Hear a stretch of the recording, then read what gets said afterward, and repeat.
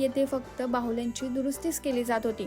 पण 1930 मध्ये हेरॉल्ड चॅपमनच्या मुलाने ही काम हाती घेतल्यावर त्याने इतर खेळण्यांची दुरुस्ती सुद्धा सुरू केली, जसे की टेडी बेअर, सॉफ्ट टॉय, छत्री आदी. असं सर्व असलं तरी येथील खासियत सांगायची झाल्यास ते म्हणजे बाहुल्या रिपेअरिंग. बाहुल्यांचं हे रुग्णालय 1913 मध्ये सुरू झालं होतं, पण बाहुल्या दुरुस्त करण्याचं काम 1939 मध्ये दुसऱ्या महायुद्धात उघडकीस आलं. कारण युद्धामुळे इतर देशातून आलेल्या वस्तूंचा प्रत्येक देशात तुटवडा होता आणि त्यामुळे ऑस्ट्रेलियातही नवीन बाहुल्यांचा प्रचंड तुटवडा निर्माण झाला. त्यामागचं कारण असं की तेथील बहुतांश बाहुल्या या जपानमधून आल्या होत्या. त्यामुळे ज्यांच्याकडे बाहुल्या होत्या त्यालाच त्या दुरुस्त कराव्या लागल्या आणि त्या खराब झाल्या की त्या दुरुस्त करून घेण्याऐवजी दुसरा पर्यायच नव्हता.